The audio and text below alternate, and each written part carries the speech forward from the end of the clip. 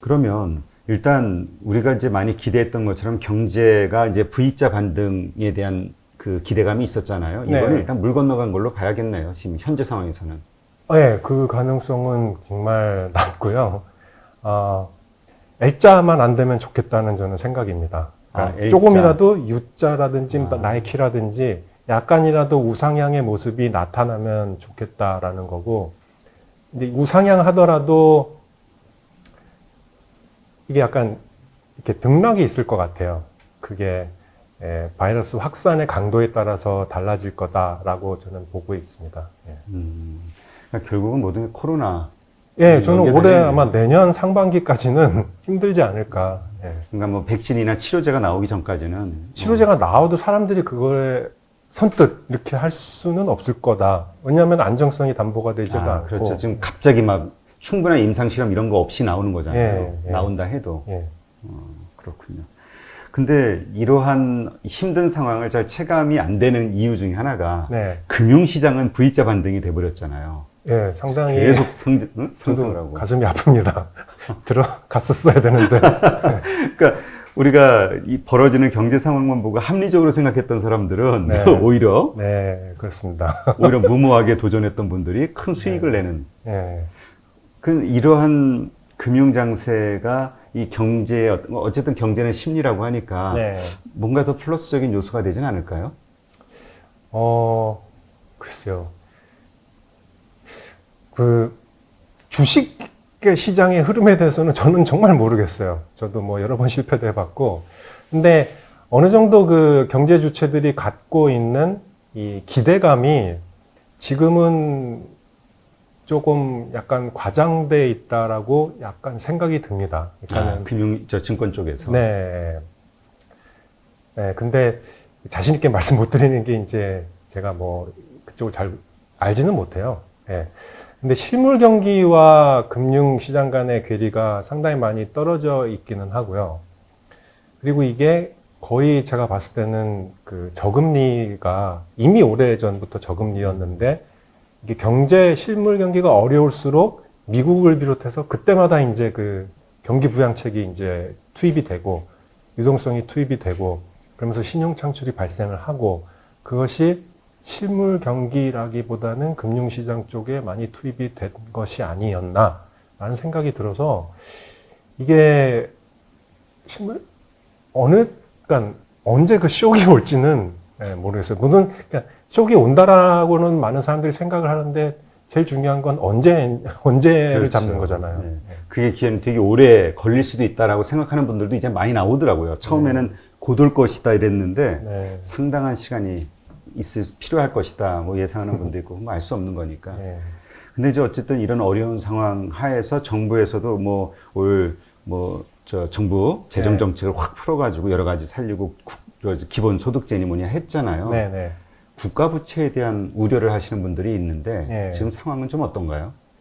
우리나라 국가 부채 부담은 물론 뭐 한 시간이 뭐 한 최근 5년간 부담이 상당히 많이 늘기는 했습니다만은 그렇게 제가 봤을 때는 심각한 수준은 아닌 것 같아요. 뭐 대표적인 지표가 이제 GDP 대비 국가 채무 비율이라든지 이런 건데 이게 40% 정도인데요. 뭐 북유럽 나라들 수준이거든요. 되게 복지 상태가 지금 잘 돼 있는 나라들과 비슷한 정도입니다. 다만 약간 이 비율이 높아지는 속도가 빠르다라는 건데 전반적으로는 재정의 힘을 더 경기 부양하는 데 쏟아도 되는 수준입니다. 지금은 과감하게 경기가 완전히 죽지 않고 지금 계속 생존을 할 수 있도록. 근데 이제 이게 그 조심이라기보다는 좀 신경을 써야 될 부분이 과연 성장률을 마이너스 1.3에서 0%로 높이기 위해서 막 토목공사를 하고 그런 쪽에 써야 될 것인가 아니면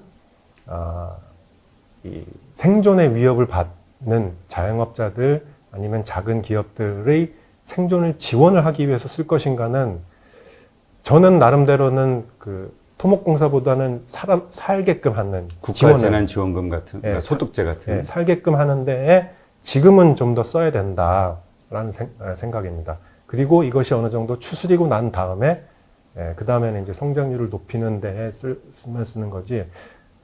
어차피 지금 그 바이러스로 인해서 경제 활동이 안 되는데 마이너스 1.3에서 0%로 가는 것이 큰 의미가 없을 것 같거든요.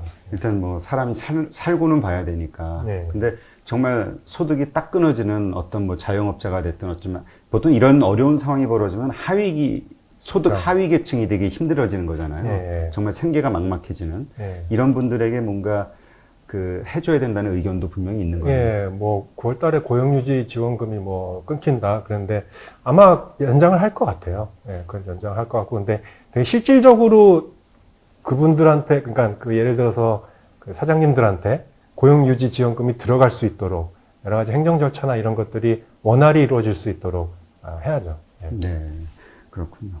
그러면 지금 이제 정부에서 지금 말씀하신 대로 정부에서는 뭐 이번에 뉴딜 네. 정책을 또 발표했었잖아요. 예. 그린 뉴딜 정책. 네, 그린 뉴딜. 예. 그런 것들이 좀 이렇게 지금 말씀하신 우리 성장률을 좀 높이는데 그게 예. 좀 도움이 될까요? 없는 것보다는 있는 게 낫죠. 그리고 성장률이 어느 정도 뭐 재고가 될 수도 있고, 그리고 뭐 디지털 뉴딜이라든지 그린 뉴딜은 그게 얼마나 그 비전이 얼마나 큰지 내지는 얼마나 그 숙고를 했는지 굉장히 많이 하신 것 같긴 해요. 그 방향은 저도 동의를 합니다. 이 지금의 어떤 그 경기 쇼크, 바이러스, 코로나 사태가 어쨌든 그 자연 환경에 대한 파괴, 뭐 그런 어떤 인간의 어떤 되게 그리디한 면, 이런 것들에 대한 반성을 하게끔 하는 거거든요. 그래서 그린이라든지 디지털로 되는 그런 방향으로 여러 가지 신성장 산업을 일으킬 수 있도록 하는, 쪽으로 이제 재정이 투입이 되고, 그러면서 거기서 고용도 창출을 하고, 지속 가능하게끔 될 수 있는 거죠. 네. 어쨌든 지금 상당히 힘든 상황인데 이러한 실물 경기 충격이 계속 타격을 입게 되면 뭐 이주열 총재도 뭐 추가 금리 인하 검토하겠다 이런 얘기가 나왔다는 얘기도 있고요. 네. 조금 그런 말씀을 하셨는데 그게 효과가 있는 건가요? 지금은 그렇게 크게 효과는 없을 것 같아요. 이미 0.5%라는 기준금리 그 수준 자체가 굉장히 낮고요. 지금 물가 수준이 뭐 한 연간 뭐 0.3, 0.4% 되는데 이거를 고려하면은 이미 그 예전에 이제 총재님께서 말씀하신 거 보면은 그 기존 금리가 이제 경기에 영향을 미칠 수 있는 그런 여력은 이 실질 그 실효 하한이라고 하는데요. 그게 이제 0% 정도가 약간 높아야 되는 그 수준이 되어야 한다고 하셨습니다. 근데 지금 기준금리와 물가를 고려하면 지금 이미 그 실효 하한 0에 이제 도달해 있어요. 그래서 더 이상 금리를 내린다는 거는 경기 부양의 의지를 더 나타낸다기보다는 뭐라 그럴까요? 그 유동성이 실물이라기보다는 또 다른 곳으로 지금 찾아갈 수 있게끔 하는 그런 그 촉매에 더 역할을 하지 않을까 생각이 돼요. 네. 그러니까 이 얘기는 하느니 지금 이제 더 이상 어떤 대책은 사실 없는 거. 그러니까 미국의 연준하고 비슷한 거 아닌가요? 연준도 네. 뭐 사실상은 뭐 우리는 다 썼고 이제는 정부가 이제 좀 돈을 풀어야 될 때다 이런 얘기를 하는 거잖아요. 예. 한국도 그거 말고는 방법이 없는 거 아닌가요? 예, 그렇죠. 지금 뭐 국고채 매입 같은 거, 뭐 이런 거 할 수가 있고요. 근데 금리를 좀 더 내리는 거는 아마 연내는 아닐 것 같아요. 근데 보통 우리가 금리 내리게 되면은 가장 걱정하는 게 이제 외국인 자금이 빠져나가는 거를 걱정을 예. 하잖아요. 예. 그런 변수는 없을까요? 글쎄요. 아직까지는 우리나라의 외환 건전성이라고 하는데요. 그 외환 보유고의 규모라든지 뭐 그런 걸 보면은 이제 이 경상수지가 이제 흑자는 아닌 것 같아요. 달러가 계속 돌아오는 거는 물론 맞기는 한데 이제 가끔씩 적자가 나오기 때문에 요거는 약간 간당간당하고, 그다음에 1년 이내에 갚아야 되는 그 채무의 그 정도, 이게 상당히 낮은 수준입니다. 그런 걸 고려하면은 대외 건전성이 양호하기 때문에 금리가 조금 더 낮아도 다른 나라들에 비해서는 우리나라가 좋은 평가를 받고 있거든요. 네. 그래서 이 외국인 자금의 유출이 되는, 그러니까 그래서 환율이 막 폭등하는 이런 상황은 발생할 것 같지는 않습니다. 네, 그렇군요. 그러니까 지금 그 사실 이번 코로나 사태가 터졌을 때도 금보다도 달러가 안전자산으로 가장 그 선호가 됐었잖아요, 글로벌리. 예. 그러다 보니까 막 달러가 폭등을 했었는데, 근데 지금 현 상황에서 보면은 오히려 지금 우리 원화 강세, 네. 강세로 간 거죠, 지금. 예. 원화 강세가 된다는 거는 그만큼 뭔가 외환 시장은 안정화된다는 얘기 아닌가요? 그렇죠. 지금 1200원대 잠깐 올라갔다가 지금 1170원, 80원 선으로 내려왔는데요. 그러니까 외국인들이 우리나라를 평가하는 그 시선이 지금과 같은 위기 상황에서도 잘 하고 있다. 특히나 그 숫자로 파악이 된 확진자 수의 그 상당히 그 레벨이 낮은 점, 그리고 그래도 어느 정도 경제가 돌아가고 있다라는 점, 이런 거를 되게 잘 평가를 했기 때문에 우리나라의 그 외환 시장이 안정되어 있는 것이죠. 네. 지금 그 글로벌리 지금 금 가격, 그 네. 안전자산에 대한 그 실물 경기가 워낙 안 좋다 보니까 달러 약세 뭐 이런 것들이 예상이 되고 네. 이러다 보니까 이 금 가격이 이제 막 폭등을 해왔었잖아요. 네. 이거에 대해서는 어떻게 생각하시나요? 그러니까는 금이 대표적인 그러니까 안전자산이죠. 그 경제의 불확실성이 있을 때 금만큼 그 현금으로 환전할 수 있는 그런 대표적인 거고, 그리고 또 다른 측면에서는 이제 달러화가 대표적으로 그럴 수 있는 건데, 달러화가 약세가 돼버렸죠 이번에. 네, 그렇죠. 미국 경기 불안, 그 다음에 미국의 코로나 확산이 엄청나게 늘어나고 있는 거, 그런 것들로 이제 원인이 돼가지고 달러화가 약세가 되면서 이제 투자를 찾는 사람들이 이제 금으로 이제 다들 몰려가지고 금이 가격이 이제 온스당 2,000달러를 돌파를 하기도 했었고요. 이 상황이 조금은 지속이 더 될 것 같긴 해요. 왜냐하면은 미국 경기가 좋아진다라는 지금 사인이 안 나오고 있고요. 그리고 며칠 전에 하루 이틀 전에 이제 그 잭슨홀 미팅에서 그 연준 총재께서 그 물가 상황이, 그러니까 물가가 뭐 조금 올라간다 하더라도 그것을 용인하면서 저금리를 유지를 할 것이다라고 말씀을 하셨거든요. 이거는 이제 지금과 같은 시중의 유동성이 공급되는 거를 계속 유지를 할 것이다라고 시장이 그렇게 판단을 할 겁니다. 그렇게 되면 달러화는 지금과 같은 약세가 지속이 될 것 같고요. 지금과 같은 금의 가격 상승 그런 어떤 추세는 유지가 될 것 같고. 근데 금 가격이 뭐 2,000달러가 적정하냐, 2,500달러가 적정하냐, 이거는 모르죠. 이거는 뭐 금이 뭐 주식처럼 배당이 있는 그 상품도 아니고, 채권처럼 뭐 이자 수익이 있는 것도 아니고, 원유처럼 이렇게 가공해가지고 어떤 뭐 휘발유로 쓸 수 있는 그런 어떤 실질적인 상품도 아니고, 그래서 금 가격에 대한 버블 논란은 항상 있어 왔죠. 근데 얼마가 적정하다라는 거는 모르는 거죠. 그렇죠. 근데 진짜 뭐 요새 나오는 얘기는 뭐 3,000불 갈 것이다, 뭐 많은 얘기들이 있잖아요. 예. 그러니까 그만큼 미래에 대한, 근데 네. 이제 그 다른 각도에서 얘기하시는 분들은 이제 그만큼 달러의 가치가 떨어지는 것이다. 금 예. 가격이 오르는 게 아니라 예. 그만큼 달러의 가치가 떨어지는 것이다. 달러가 앞으로 발행되는 어떤 국채 발행이라든가 예. 미국 정부의 어떤 재정 적자라든가 이런 거 감안하면 예. 뭐 이렇게 생각하시는 분들도 있더라고요. 그렇죠. 그러니까 달러 가치가 얼마만큼 약해질 것이냐라는 것도 조금 이제 달러만 가지고 보는 거는 조금 안 되죠. 그러니까는 다른 나라들이 다 좋아지는 시기에는 이상하게 달러 가치가 약했어요. 그거는 뭐 쉽게 이해가 될 겁니다. 다른 나라의 환율은 달러 대비 어떻게 이렇게 환산이 되는 거니까. 2011년인가 13년도 때 이제 금 가격이 2,000달러 올라가려다가 돌파하려다 마른 적이 있었는데, 네. 요때 이제 왜 그랬냐면은 이때 유럽 위기 이후에 유럽 유로화가 이제 어떻게 약해지는 것이 아닌가라고 했지만 이때 유럽에서 경기 부양책이 나오면서 유로화가 강해지면서 이렇게 된 적이 있습니다. 예, 지금도 그런 거 비슷한 거예요. 유럽에서 경기 부양책이 나오니까 유로화가 강해지고 달러화가 약해지고 그런 것입니다. 예. 그럼 우리가 이제 보통 그 징조라는 게 있잖아요. 그러니까 네. 금 가격이 계속 상승할 것이다라는 얼마까지 갈지는 모르겠으나 네. 상승 기조다라는 거와 반전됐다. 네. 변곡점이 생겨서 하락 반전했다라고 생각할 수 있는 어떤 그 징표들이 있지 않나요? 징표가 뭐가 있을까요? 없을까요? 글쎄요. 뭐 한두 가지를 딱 집어서 얘기하기는 위험하죠. 그런 것들은 위험하고 왜냐하면 전 이게 모를 뿐더러 그것만 딱 찾아낸다면은 그것만 보면 되는 거니까. 그렇죠. 그런데 어쨌든 달러화의 향방, 그러니까 달러화의 향방이 제일 중요할 것 같고요.